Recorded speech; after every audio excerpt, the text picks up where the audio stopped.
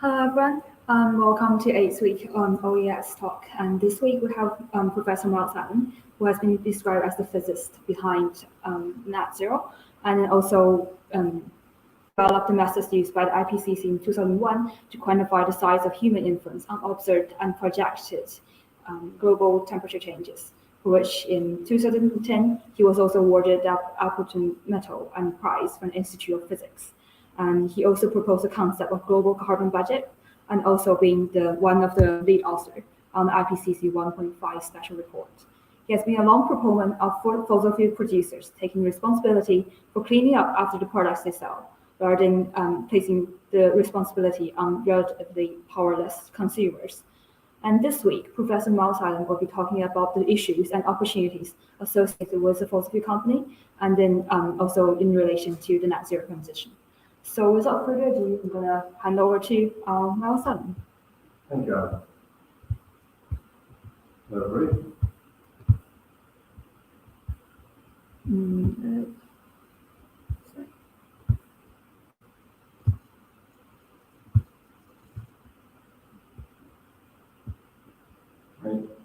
So,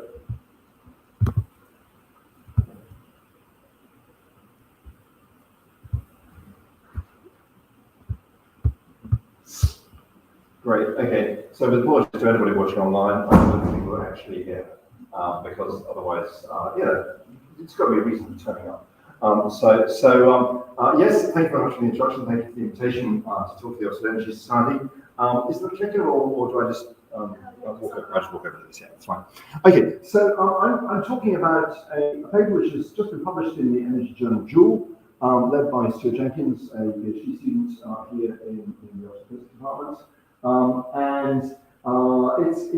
It's the next step on our journey to try and, which has been going on for over a decade now, to try and convince the world that there is another way, a different way of approaching stopping global warming to the one that's conventionally talked about in COPs and in UK climate policy and European climate policy generally.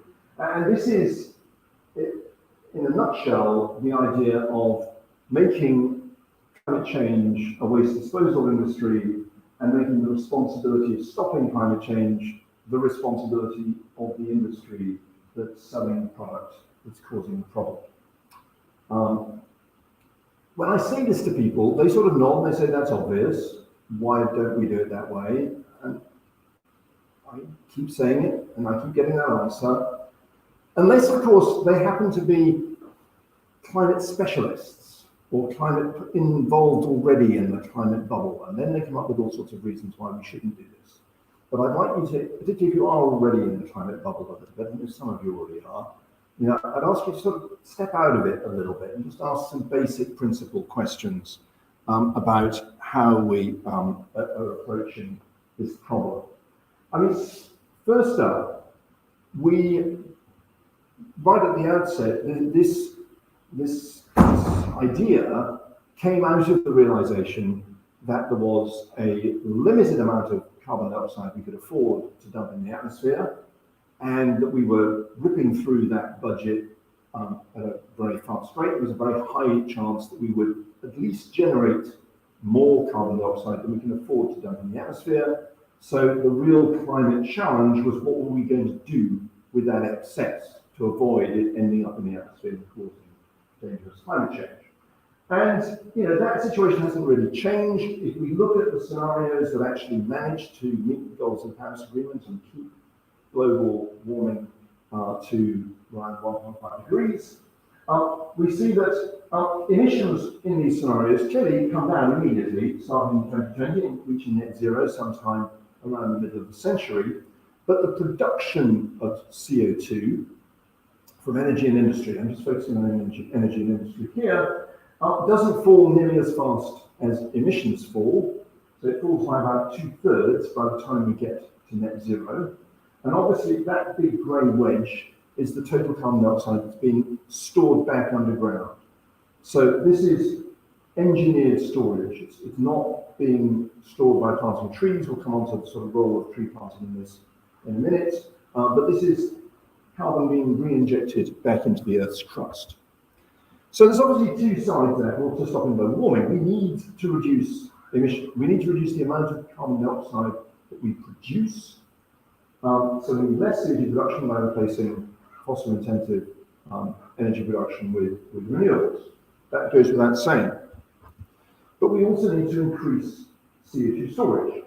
And I mean permanent CO2 storage, which at the moment, on any scale, means re-injecting carbon dioxide back underground. There are nascent technologies out there which would allow you to store CO2 permanently, for example, by turning it back into rock and leaving it on the surface. But they're too small scale, I think, to be worried about at the moment. They might come along if this develops. But right now, let's just think about this as a sort of representative of all permanent carbon dioxide storage. That's capturing carbon dioxide, re-injecting it under a couple of kilometers of rock. So if you inject it deep enough, as a supercritical fluid, you compress it, it becomes a fluid. Unlike at room pressure, you can't turn carbon dioxide into a fluid. It goes straight from gas to solid, but if you compress it enough, then you can turn it into a fluid. And it then behaves very much like a hydrocarbon. And you can re-inject it back into the same kinds of rock formations that the hydrocarbons came out of. But even though we know we need to do this, and every model which hasn't been explicitly set up to try and show that we don't need to do this says we need to do this. And we'll come on, but there are a subset of models. There's a great industry has blossomed in response to this realization that we need to do this to try and prove we don't. And I think it's quite interesting as to why the climate policy community and the climate modeling community feels so strongly that it doesn't like this result, and wants to prove otherwise. So, even though all the indications are we need this technology, it's not happening. Current sequestration is 0.1% of global CO2 production from energy and industry. 1,000th is going back into the Earth's crust. And that's largely for enhanced oil recovery. And that fraction has barely changed over the past decade. This technology is going nowhere at the moment. There's much talk about it, and many speakers would tell you, right, that shows it doesn't work. It was never going to work. Let's forget about it. If you look at the past decade, there's a reason why people haven't been investing in it. A practical, immediate reason, which has been there's been no incentive to invest in it, and a more theoretical reason, which is the way we think about the task of reducing emissions. Back sort of ever since the mid-2000s, we've thought about reducing emissions in terms of a series of cost minimizing steps. So looking for the cheapest way of reducing emissions and sort of going up the so-called marginal abatement cost curve step by step to take the next most expensive thing. So you do all the cheap stuff first, and then and only then do you resort to the more expensive option. Here's a figure from a recent report by Goldman Sachs. But despite the source, it makes a perfectly plausible point, which is in blue we have here those measures in red here we've got those measures to increase to reduce the production of CO2. So to replace coal with solar and so on. Now, for most of the emissions we need to reduce, it's cheaper. The red line is below the blue line. The blue line represents measures to increase the storage of CO2 back into the Earth's crust. And for most of the curve, the red line is below the blue line. So it's cheaper to avoid producing CO2 in the first place than it is to store it back underground. That makes sense. The cost of re-injecting CO2 back underground is high. It's most of our applications of fossil fuels are relatively wasteful and could be eliminated at lower cost than disposing of the CO2 they generate. So that makes sense. But when we get to about sort of 3/4 of the way to zero, these lines cross over, and then we hit the wall, and it becomes this represents the really hard to abate sectors like cement production, steel production, aviation, activities for which there is no alternative to generating CO2 at the moment. Other than, and so the only way of actually avoiding those activities from putting CO2 into the atmosphere would be to generate the carbon that's used in them, or the energy vector that's used in them, from CO2 in the atmosphere in the first place. So you can synthesize fuels from the atmosphere by capturing CO2 and adding a great deal of energy and turning it into a hydrocarbon. Interestingly, lots of billionaires are suddenly getting really excited about this. This is incredibly expensive. It's very energy hungry, very expensive technology. And that's why, when you're talking about activities like aviation, for which the only way of flying a plane right now without dumping carbon dioxide into the atmosphere is to take carbon from the atmosphere in the first place, make the fuel for the plane, and then fly the plane so that it puts the carbon back into the atmosphere. That's why it gets expensive. I learned this week, apparently Formula One is going to be filling their cars with fuel that's been synthesized in this way. And I'm sure you can get a really cool talk from Mercedes, McLaren, to tell you all about this. And so those cars, as they whiz around the track, will be technically carbon neutral. But okay, they can afford that. That's why we're talking about these sorts of costs, so that maybe the rest of the world can't. The other problem we have with the re-injecting carbon into the Earth's crust is that even among options for storing CO2, it's more expensive than there are cheaper alternatives. This is, again, that same curve, that the blue curve sort of blown up to show you the different options. And the green ones here are based on putting carbon into the biosphere. Things like forestry, planting trees, high-cost forestry and low-cost forestry, there's a lot of opportunities right now for storing carbon in the biosphere, but we'll come on to why that's a limited resource in a minute. Then later on, we get to these engineered solutions: carbon capture and storage from coal, from gas, and from combined cycle gas, capture from cement, capture from steel. These are all more expensive options. People are doing other things first. And of course, this big blue one over the right is the cost of capturing carbon dioxide out of the air and re-injecting it back underground. That's the sort of the last resort option, where you're literally taking carbon dioxide back out of the atmosphere, putting it underground, and doing nothing else, which of course is the most expensive option of all. So there are lots of opportunities now for putting carbon into the biosphere, but there's a catch, which is, very simply, trees take time to grow. So there's a limit to the amount of carbon we can expect the biosphere to mop up by mid-century, and therefore there's a limit to how much impact it can really make on meeting our climate goals. So Cecile Girardin had a paper published in the middle of this year, which made this point, looked at the potential temperature impact of some really optimistic, the most optimistic imaginable estimates of the potential of nature-based climate solutions to reduce future warming. And we were getting like 1/10 of a degree by mid-century, maybe 2/10 of a degree, 2 to 3/10 of a degree by the end of the century. So fossil fuel emissions are driving up global temperatures right now by 2/10 of a degree per decade. So it can help, but it's of the order of 5 years worth of warming between now and 2050. So that's why all of the focus at the moment, when you talk to anybody in industry, including the fossil fuel industry, about carbon storage, the first thing they'll want to talk about is trees. And if you read the Sky Plus scenario from Shell, there's massive discussion in it about how we're going to solve all this problem by planting trees. You can fix 1/10 of a degree by planting trees. That's the order of magnitude that those solutions can deliver. And everybody likes to talk about them, because what's not to love about a solution that involves, planting trees and saving orangutans and all the rest of it?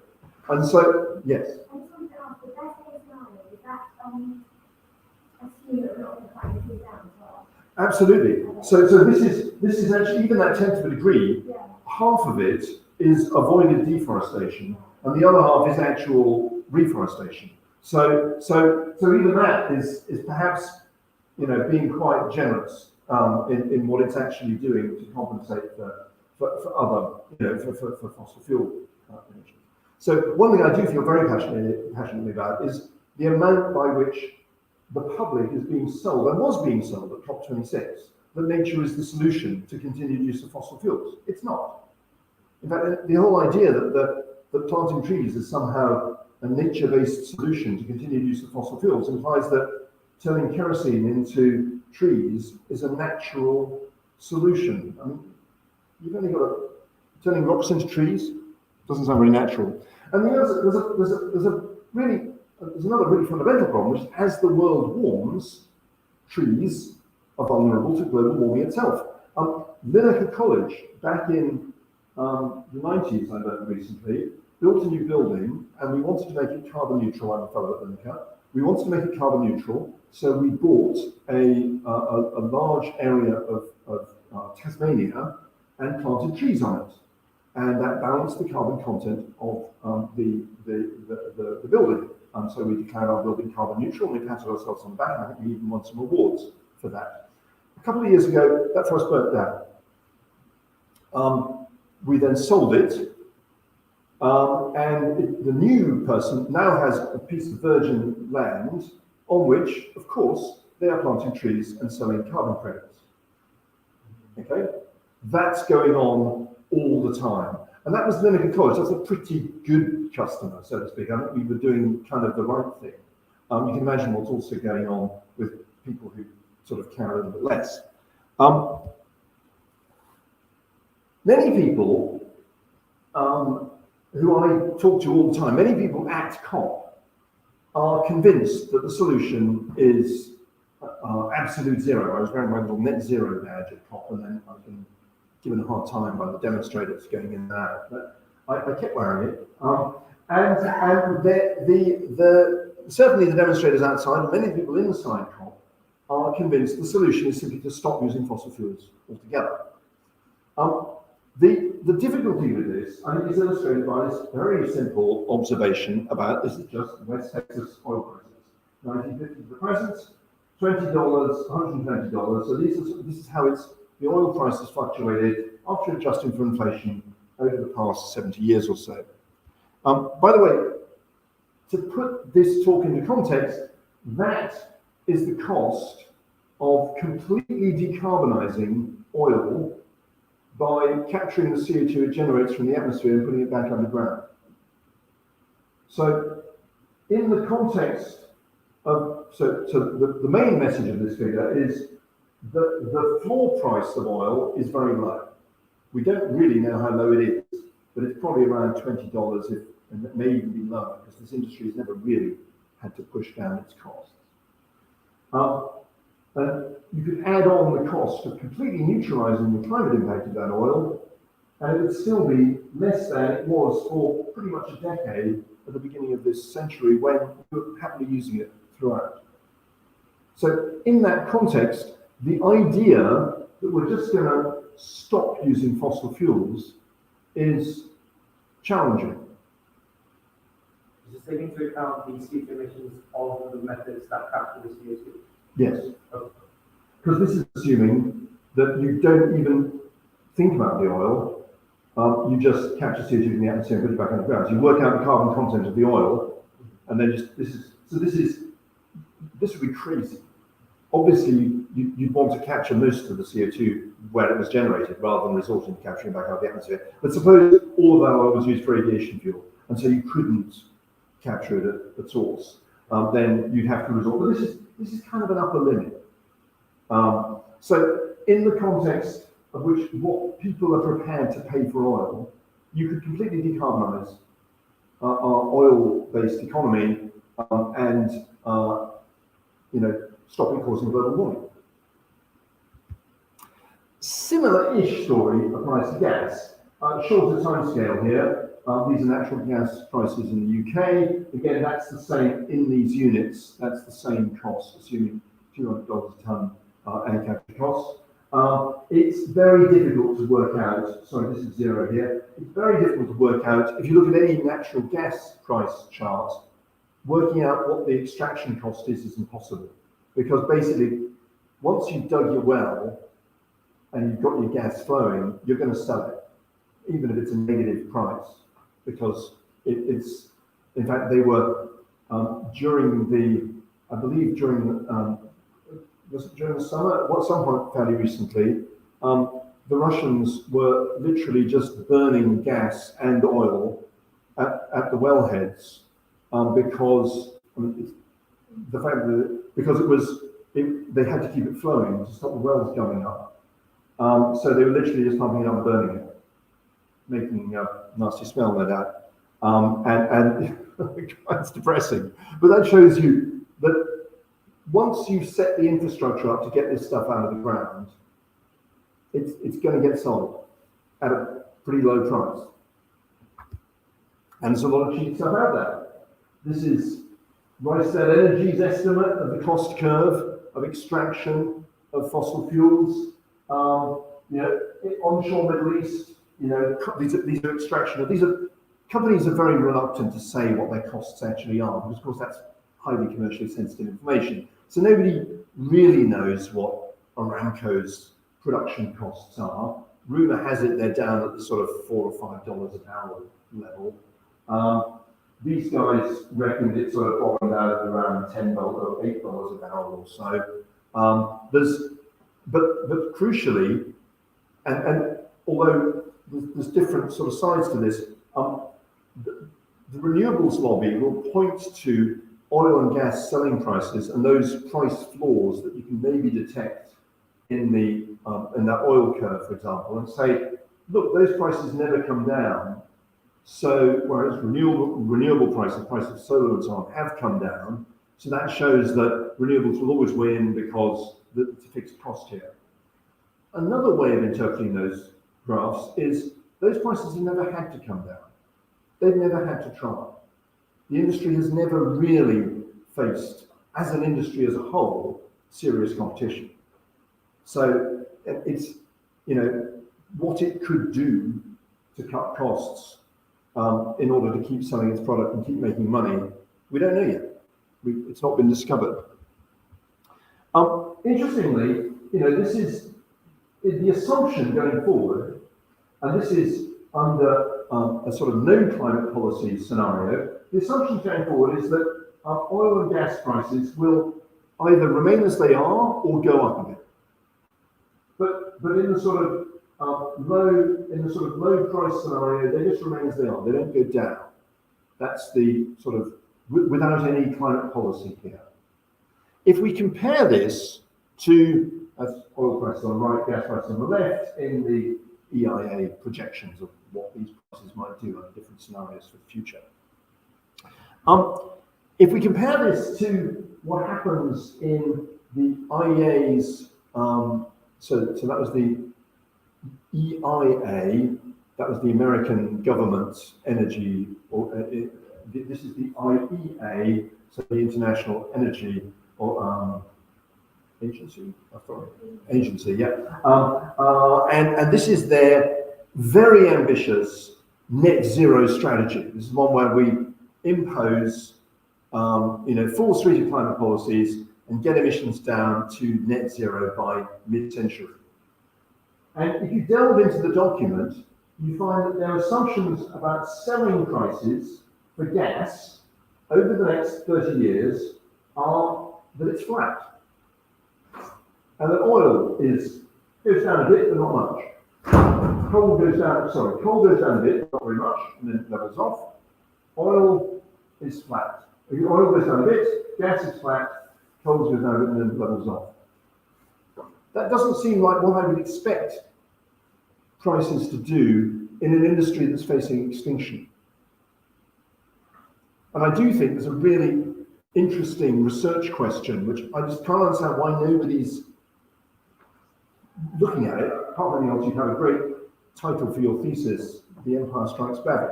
But what's going to happen when we actually impose climate policies that work? How is the fossil fuel industry going to respond?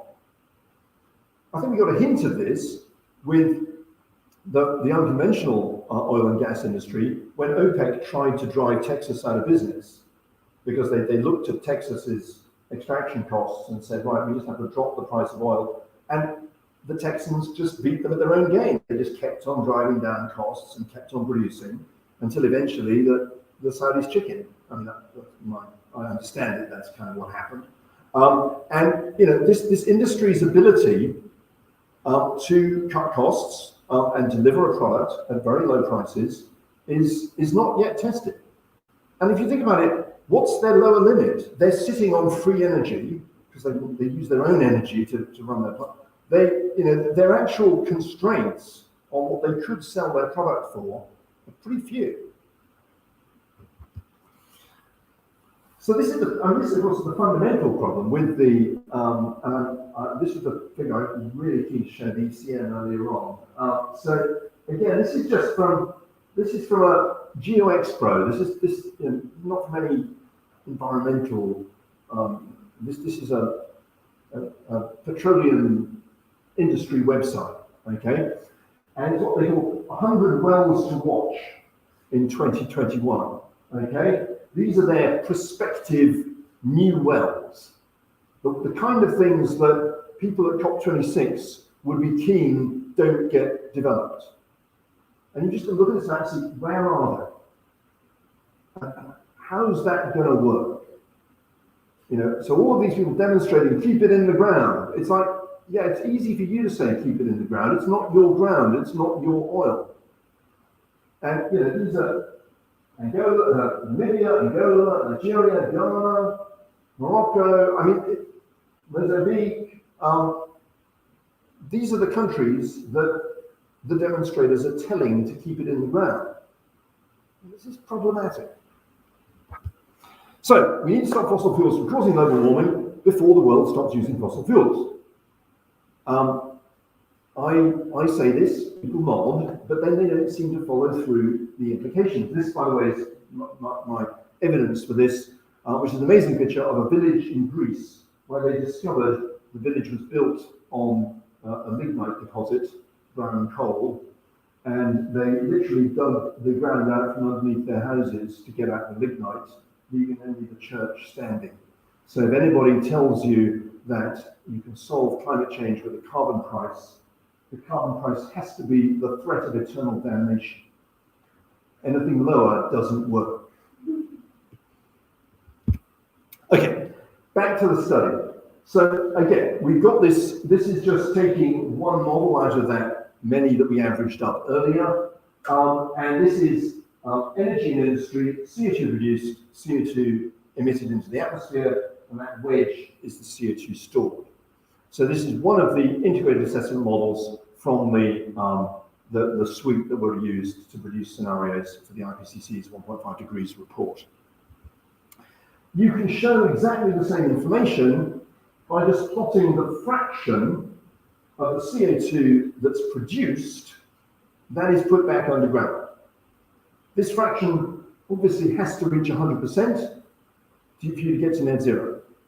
And that's not just captured from that carbon that's being dug up. It's also, in this particular model, some of it is being recaptured from the atmosphere, mostly using technology of BECCS, bioenergy with carbon capture and storage, which has lots of problems of its own. And in fact, in our study, we assume BECCS doesn't really play a substantial role because of all the sustainability issues around BECCS. But the crucial point is this one. You've got to get from here 0 to here 100%. And since it's flat to start with, there's relatively few degrees of freedom in what shape that curve can take. The other thing we can see in this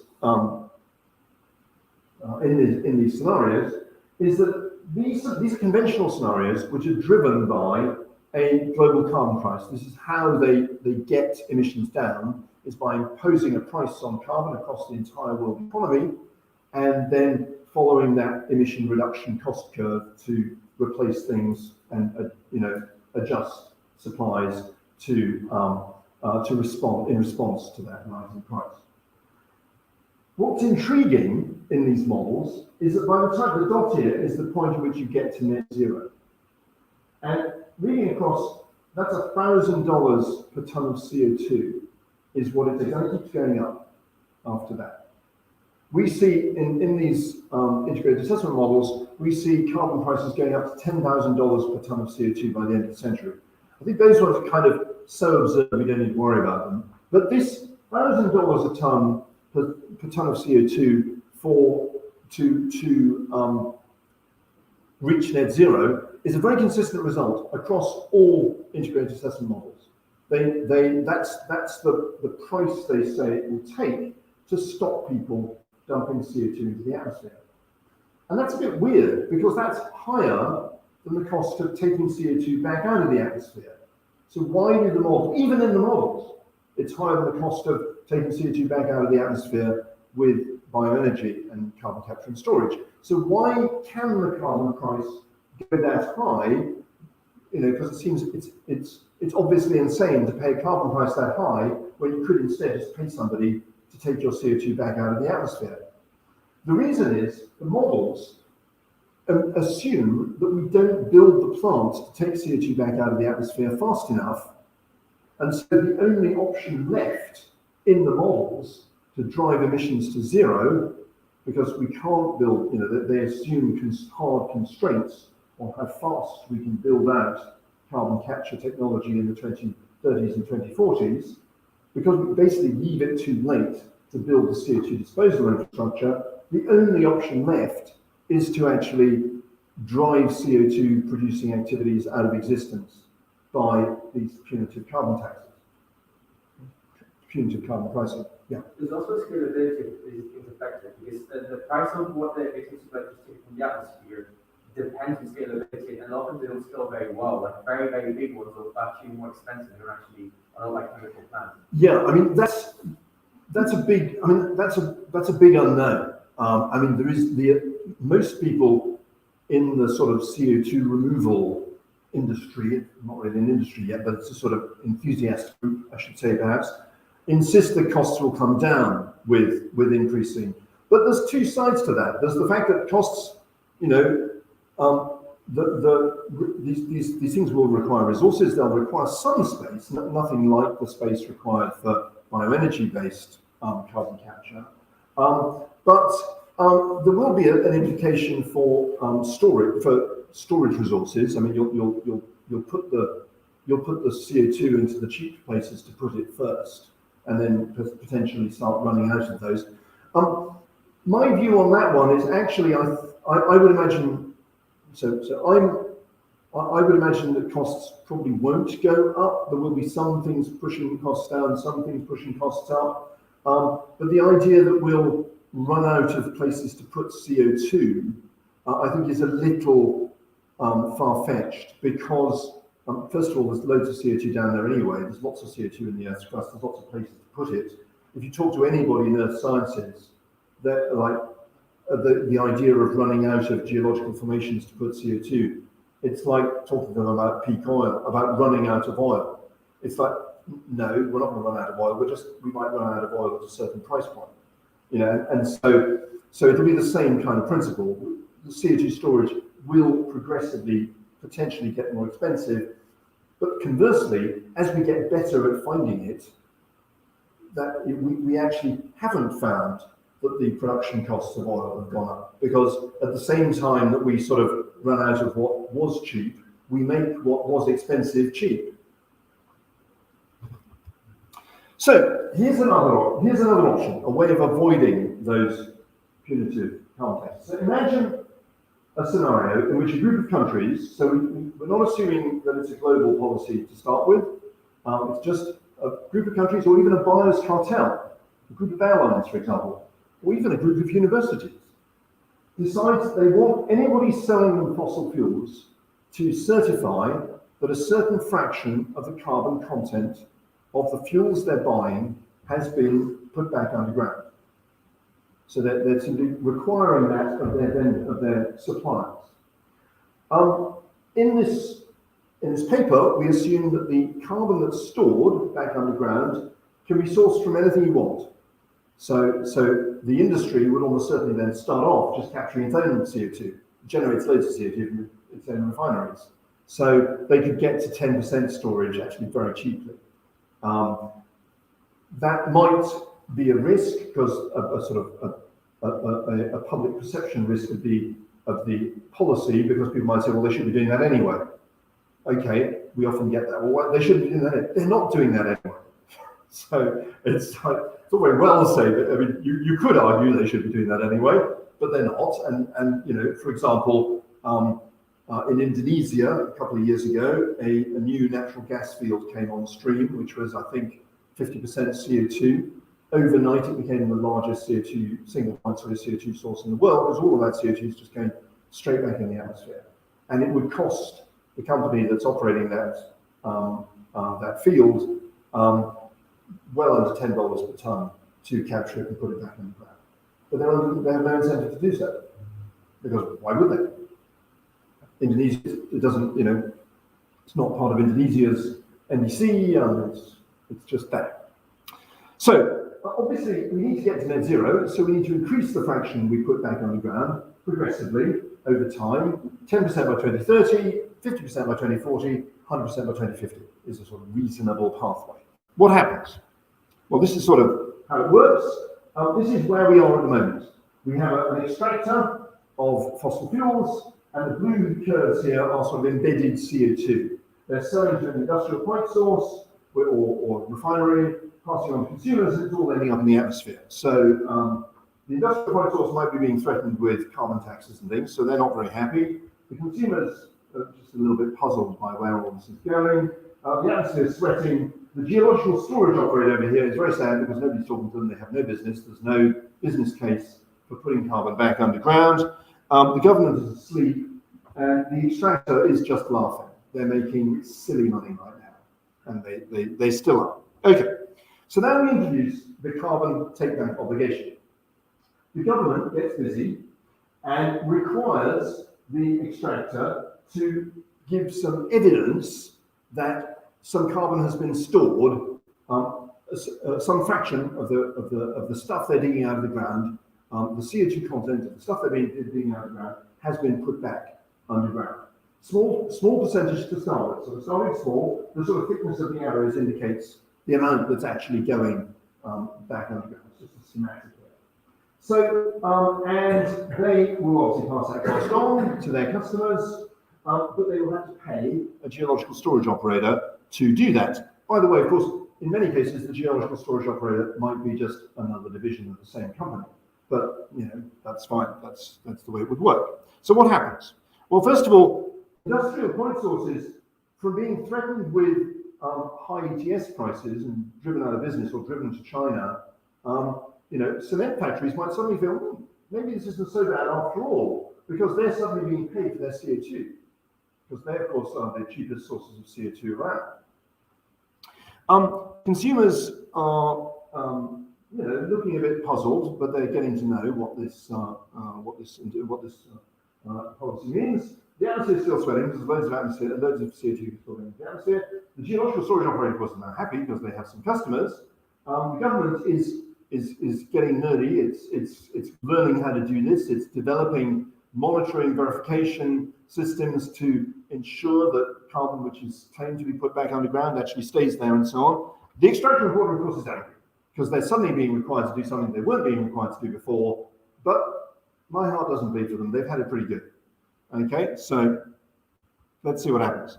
We then crank it up. Okay, this is sort of 2030s, 2040.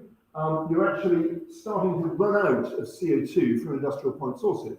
At that point, running out of CO2 is a good thing. You want to run out of CO2. At that point, you're going to have to supplement that CO2 with CO2 captured directly from the atmosphere. So we have a new operator moves in, direct air capture operator. Okay, what happens here? Well, the consumers are still learning. The atmosphere is feeling a bit better because, you know, the flow of CO2 into the atmosphere is going well. The geological storage operator is doing great because they've got loads of business. Government's still doing well, and the extraction reporter is starting to realise maybe maybe I have a future here, which I might not have had otherwise. So perhaps they're a little less angry than they were to start with. And then finally, we get to the 100% stored fraction.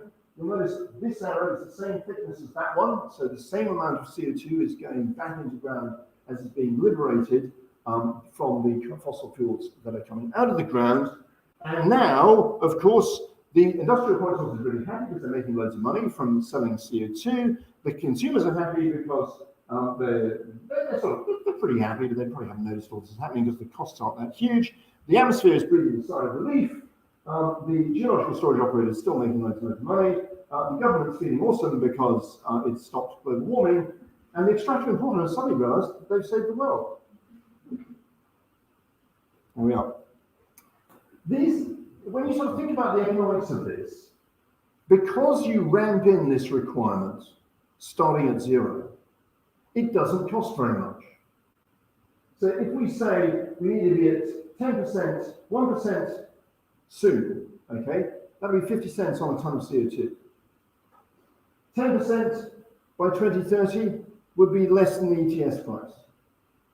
When you, of course, get to 100%, you're having to pay the full cost of air capture. And then you're talking about $200 or $300 a ton of CO2. But you ramp it in slowly. Interestingly, this is a problem for the policy. Because what we find, and this is what we delved into in this paper, is that if you just rely on carbon takedown as a policy, you end up storing or committing to store a massive amount of CO2 because nothing reacts in the short term because it's too cheap. You just start storing carbon dioxide underground, you achieve net zero, you get your emissions, this is the red scenario here, you get your emissions down to zero by 2050, but in the meantime, you release a lot of carbon dioxide into the atmosphere, you build a lot of fossil fuel infrastructure, you commit to a whole lot of fossil CO2 production that you then have to store and keep storing in the second half of this century. So that actually ends up to be quite an expensive solution, and one in which you end up putting more CO2 into the atmosphere than would actually be consistent with 1.5 degrees. So the best thing to do is to supplement the carbon takeback obligation with a much more modest than $1,000 a ton carbon price to drive down consumption in the short term. So now it's a combination. We've got existing policies to drive down consumption of CO2, or can drive down the production of CO2 on the one hand, and we have a carbon takeback obligation to drive up the storage on the other. And that gets emissions down, it meets the Paris Agreement goals, and really interestingly, the overall cost of the policy is less than the cost of the policy under a global carbon price. We can't just sleep on this and get very anxious because the carbon price is optimal. So you can't beat a carbon price as far as an economist is concerned. The reason we're coming out cheaper is because the carbon price, they assume whatever the carbon price is, there's a hard constraint on the build out of carbon storage infrastructure. We assume that the build out of carbon storage infrastructure, you can see here, the amount of storage goes up certainly from 2030 faster under a carbon takeback obligation than it does under a carbon price based scheme. You can see that the yellow wedge gets much fatter quicker in the 2030s than the grey wedge.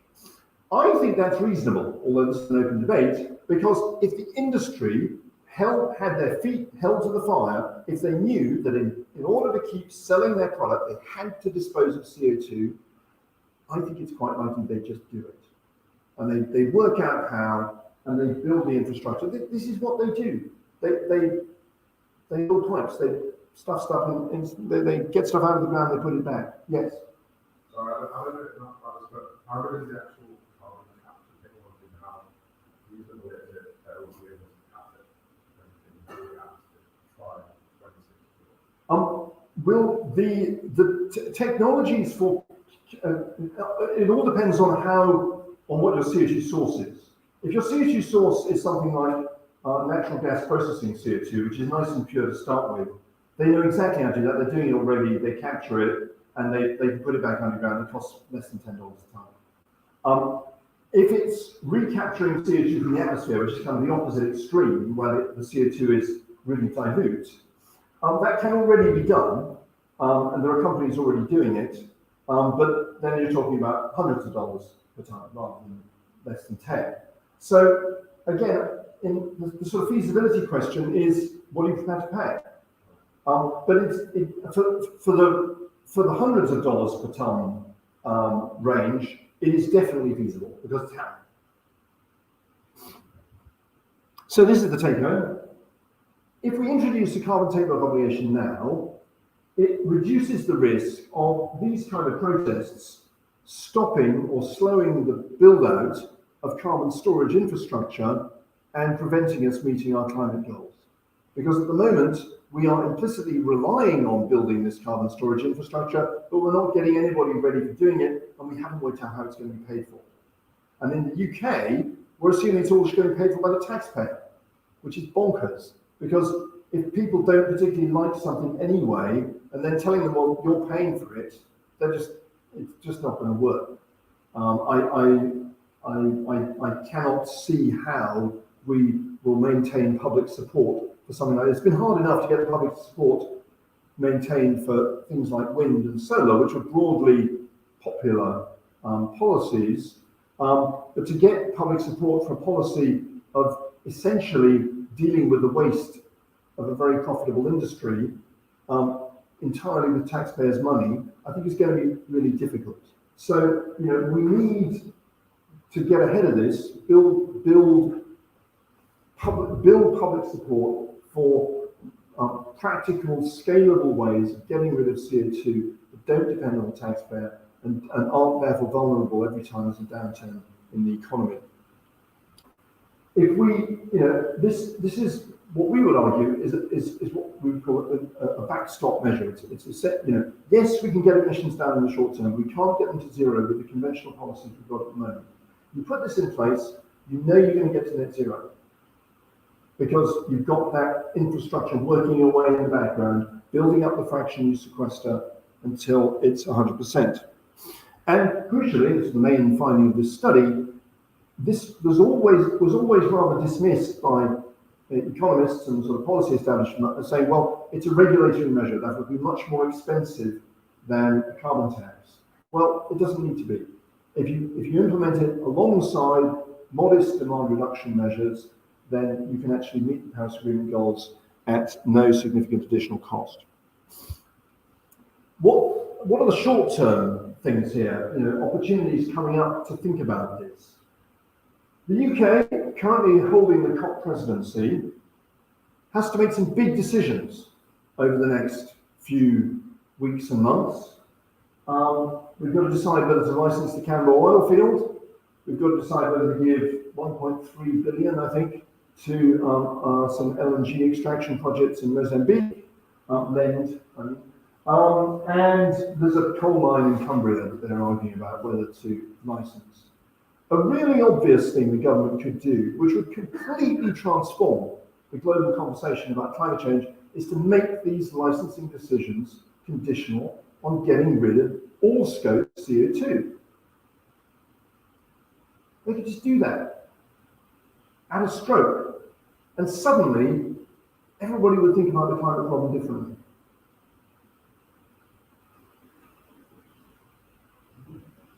Think about it.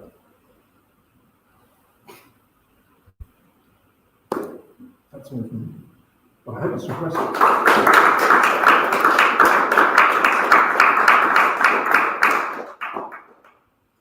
Thank you so much. And also just let the live stream audience know, please just type any questions you have in the comment section. So I'll move the table so you can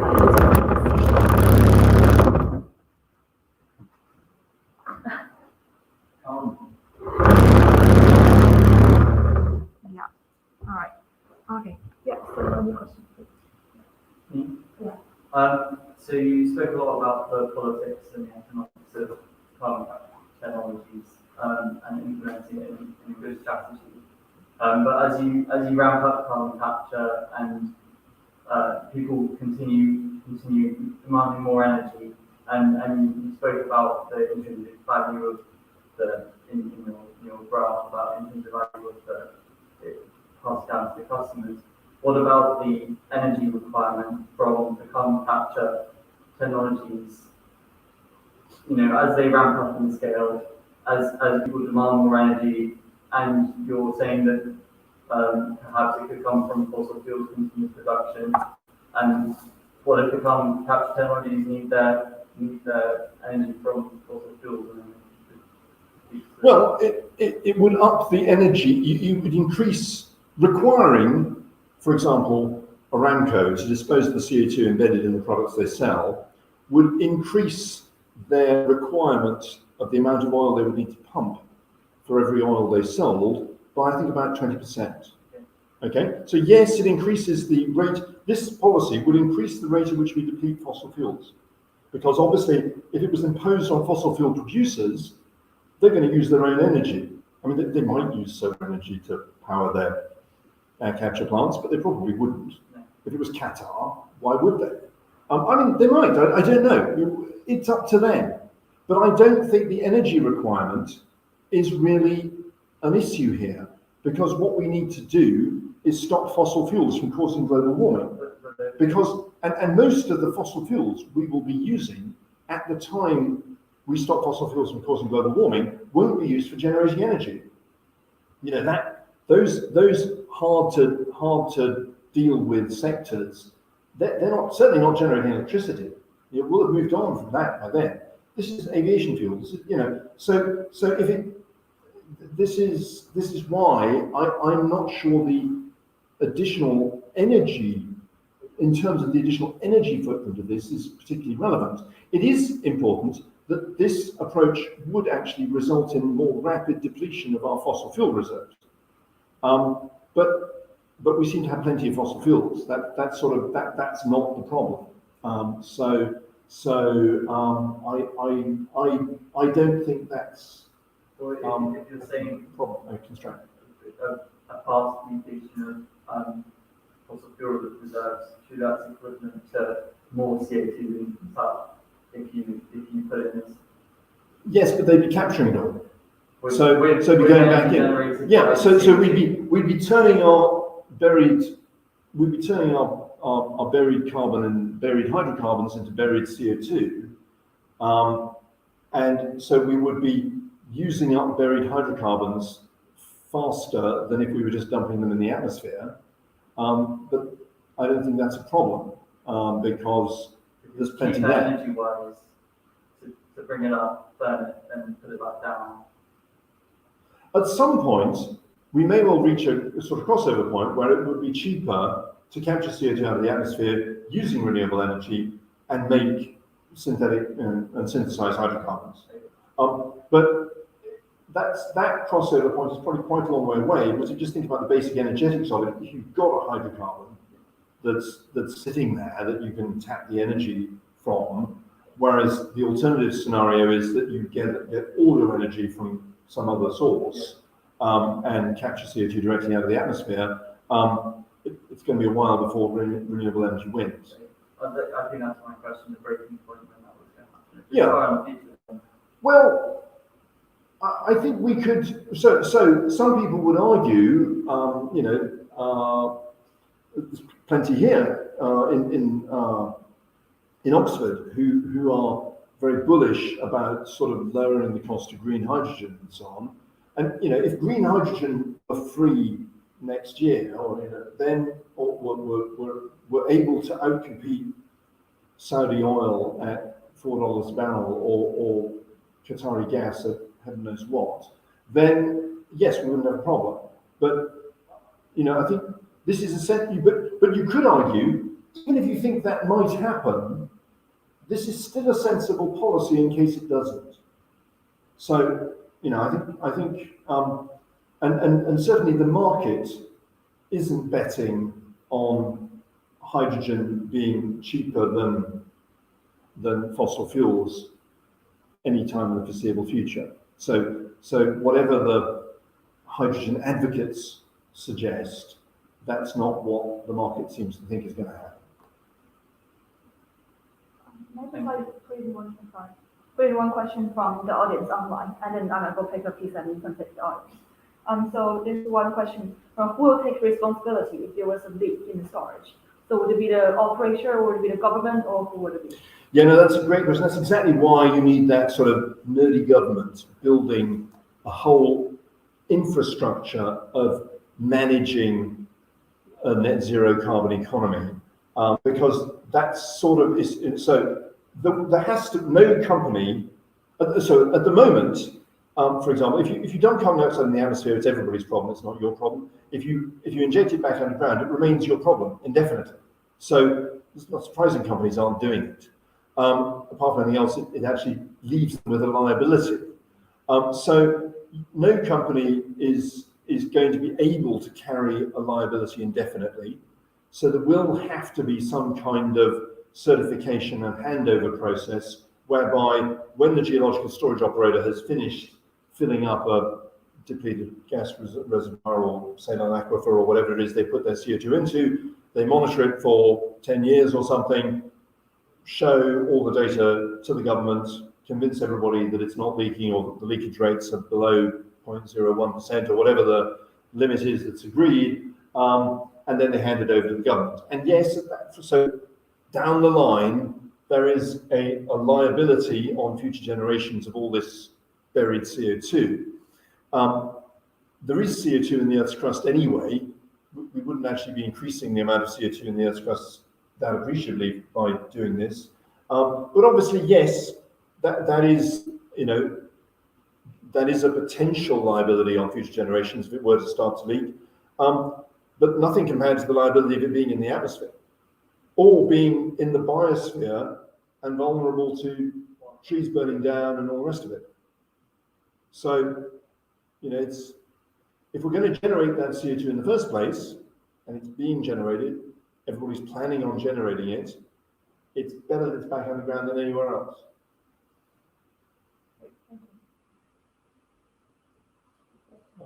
It's up to you. Yeah, I'll have to go to look at a pizza. Okay. Do you want to, hang on, question yet? So when you mentioned the sort of political cost of consumers facing rising tax prices and therefore being against further policies, doesn't a similar problem arise here where your oil prices rise quite a bit? And I mean, I don't know exactly how it is in the UK, but in the US, rising gas prices are one of the most contentious political debates that can, tank political candidacy quite effectively. So you think that those constraints are relatively cheaper or like lessened from the kickback scenario, or are they always the case? Obviously, convincing the public is actually going to be the biggest challenge in any climate policy. I mean, assuming you're sort of working in a democracy where public, actually, even if you're not working in a democracy, actually, I suspect convincing the public is ultimately going to be the most important part of the process. Yes, the public would face increased costs. But, in context, that free air capture cost translates into 50 pence on a litre of petrol, which is what petrol prices did between 2004 and 2019 in the UK. Between the mid-90s and 2004, petrol prices went up actually only a little bit in the UK, but there was a fuel tax. It was being done very explicitly by a rising tax, which resulted in roads being blockaded, and eventually they dumped it and stopped increasing the tax, so the government backed down. So when people see something happening very explicitly because the government is taxing it, then they blockade the streets and protest. When they see something happening because of the market, which is what was happening between 2004 and 2019, it wasn't that we were increasing the tax rates on petrol, it was just that prices went up. Nobody protested, there didn't seem to be any point in protesting. And I think if you presented it right, you could make the argument that this is just the cost of waste disposal. So, the industry is required to do this. They should, of course, do it as cheaply as possible. And, if another industry comes along and does it cheaper, then go buy their product.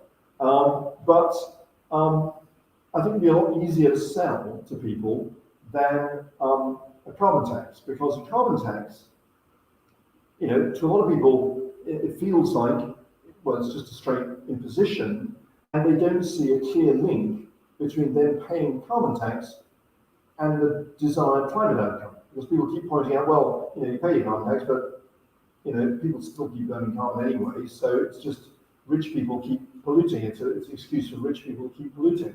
So, whereas with a carbon tax obligation, there's a very clear link between the additional money that the consumers have to pay and solving the problem, which I think might make it an easier sell. But I agree with you. That's the big challenge.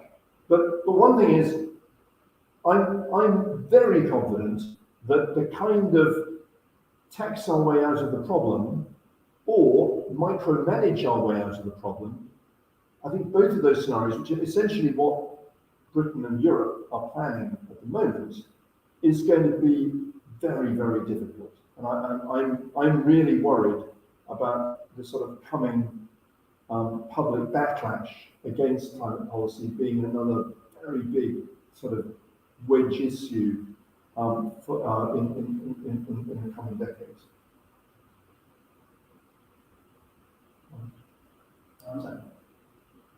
How do you see implementation shaping, or perhaps the buy-in from producers shaping up within the context of countries like the company, first of all, say OPEC or North American countries and those in Canada, for example? How do you think the carbon obligation might change in the Yeah, I mean, the first country I gave this talk, the first time I gave a version of this talk, well over 10 years ago, was in fact in Libya. And they were very interested. At the time, there was a big debate about, they were interested in building a pipeline under the Mediterranean to supply hydrogen to Europe instead of oil and gas. And they saw that if they, were able to they had very cheap decarbonisation options available. They could have effectively decarbonized the fuel they were providing to Europe at a much lower cost than even the ETS price at the time. And yet they weren't allowed to do that. It didn't count. So Europe insisted, no, only we get to get the money from emission trading, from our emission trading system. This really annoyed the Libyans, and so I've given this talk in Libya, in Saudi Arabia, and it doesn't go down badly, but they do point out the reason this isn't going to happen is not because of us, I mean the Saudis or the Libyans. It's because of governments in consumer countries, in fossil fuel consuming countries, who are sort of locked in this mindset of we're going to solve this problem with emission trading systems or carbon taxes. So, in fact, somebody in a very eloquent Saudi really went off on this whole sort of economic theory lecture to me on how Europe's ETS was a terrible plot to grab under the counter Saudi Arabia's legitimate carbon rates. And, he was a very well-dressed gentleman with a really, really expensive-looking watch. So I sort of like felt, okay, where is this going? But nevertheless, it was a coherent argument. Because if you think about it, that's kind of what Europe's trying to do. They'd rather sort of a slice of the rent themselves. Whereas this policy takes it all upstream And if you're a producer that has very low costs, very low energy costs, you can just sell decarbonized oil and still make shed loads of money. So for them, this is great. They've yet to, of course, come out and sort of advocate for such a policy. And that would be really interesting. But you know, they ought to, logically. Well, the problem is, of course, instead they can just carry on selling their product. So why would they advocate for a policy which would just increase their costs when all they're actually being asked to do is nothing? That's the difficulty. So if you wanted to implement it, would you have to do it globally? Like, if you're just saying that Saudi Arabia isn't going to do it on their own with European emission trading schemes, what is the smallest size at which you could implement this policy? Because I assume that like implementing it globally is going to be a bit of a challenge. So I think, you know, a North Sea alliance would be big enough. So UK, Netherlands, and Norway could implement this really easily. The difficulty, and I'm sort of sure this is painful for me to say this, the difficulty with that scenario is that two of those countries are locked into the European Union's climate policy. And the third one ought to be, but for various reasons isn't. And you know, this just doesn't fit with the way Brussels likes to think about climate policy. And it certainly doesn't fit with the way Germany likes to think about climate policy. So that's why, you know, but that would, you know, the UK could do this, because we could go to 10%, you know, we could pay, we're actually proposing to do this anyway, but because, you know, at the cost of the taxpayer. So we're offering to do this for the fossil fuel industry, just using taxpayers' money right now. That's the current plan, and we're not doing it. We're not going to 10%. We might get to 2% by 2030 with the projects we have already planned. So why not? Why doesn't the UK just do this? Tell the industry to start building, save lots of money.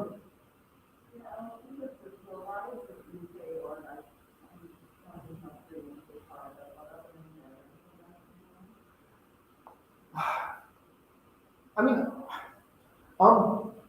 it's so one objection that we consistently get is it's sort of everybody's second choice policy. They've always got another policy they want to implement first. So in the UK, the government is, the government has a whole sort of suite of policies that it wants to implement, like, for example, electrifying transport. And people react to this as, well, wait a minute, if we have a carbon takeback obligation, it suddenly won't be so obvious why we have to electrify transport.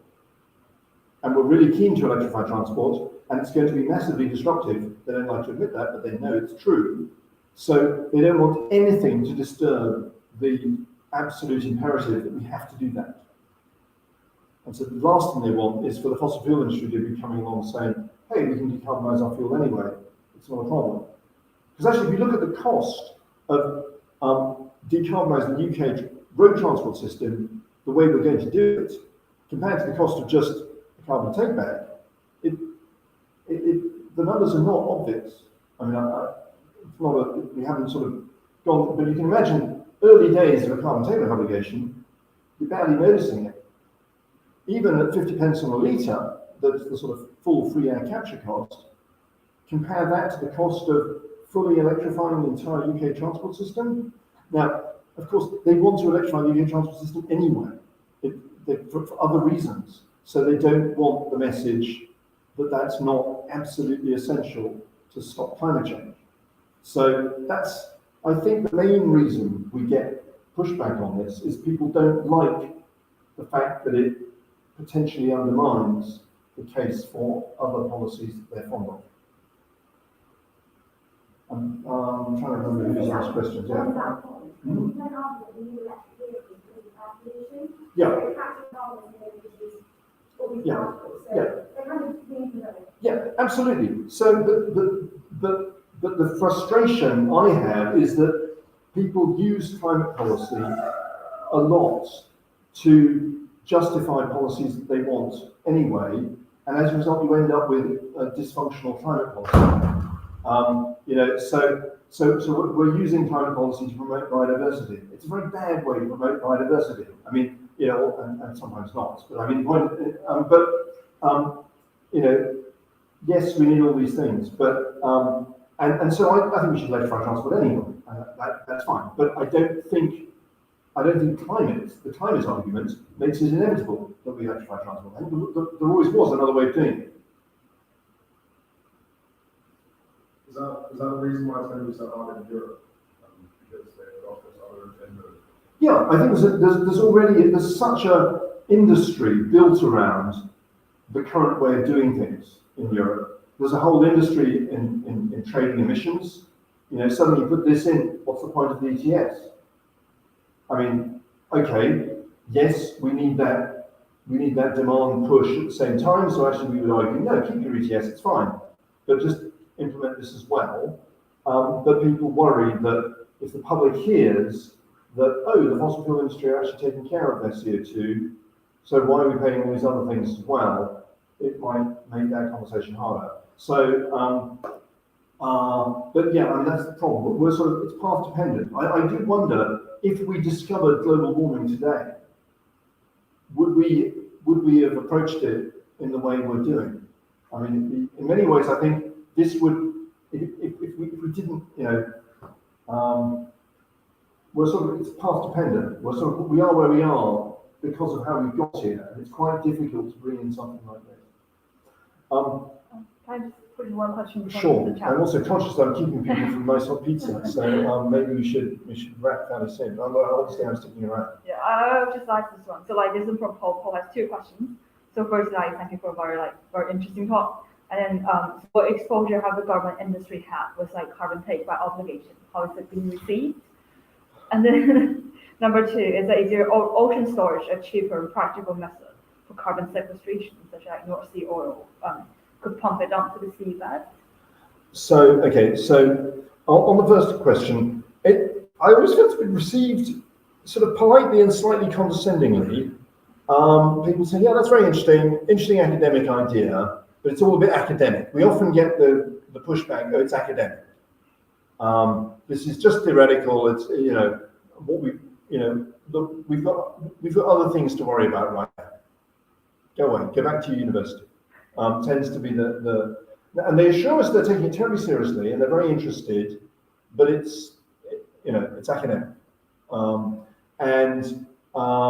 that tends to be the reaction when it isn't outright hostility because it might undermine the case for some other policy.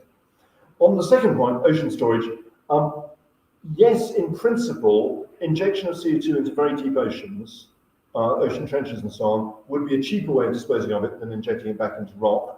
And in fact, this was seriously considered, if I can share a little anecdote about this, in the mid-90s, this was actually quite a sort of advanced idea for CO2 disposal. And they set up an experiment with an injection site off Hawaii and pipe going down to a few kilometers deep. And the idea was that when you put CO2 in deep enough, it forms a clathrate.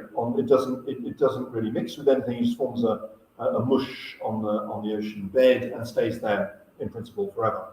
Of course, it's in the ocean, not underground, so forever is perhaps a little bit less than underground. But anyway, so they had this thing set up, and one of the engineers involved was talking about this project at MIT, and he showed us this rather grainy video they had of the pipe, and the CO2 started bumping out the end and turning into this clathrate, and everything was working great. And then this fish, which nobody had ever seen before, previously unknown to science, swam into sniffed the CO2 and died. Of course, it is, it's poisonous, and the whole thing was shut down. So the engineers were very, very sad, the biologists were very excited because they discovered a new species or something. And yes, you could do it, but flooding the Mindanao Trench with CO2, that's a heavy decision. I hope we don't get it. Thanks. So mine's actually related to the leaks. So I don't know if you've done the one on the results are great, but you could look because you're kind of thinking that these fossil fuel companies kind of have this subdivision or they have this some other companies. Well, then you could kind of say that they have the same kind of reliability that the fossil industry has, and they have had a lot of spills. So you could kind of model the amount of spills that they have, and that would account for a certain percentage. And if you scale up a lot the sequestration, there will always be like a fixed percentage that would be very hard to like not maintain. We're not thinking about who's going to be responsible for paying for it. It's more like, is the planet going to be okay with it? Because like if you have 20%, let's say, or 10% of it like leaking because of like earthquakes, whatever, transportation, that which wouldn't be like too crazy because there would be new technology, even with established technology, you have these issues. So, what is your view on that? Yeah, I mean, one thing, of course, is you just adjust the requirements to compensate for whatever the industry level leakage rate is. So Well, then the price will go way up, right? Because like, it depends what the leakage rate. If the leakage rate is 1%, the price only goes up by 1%. Yeah. 1/99. Yeah. You know, okay.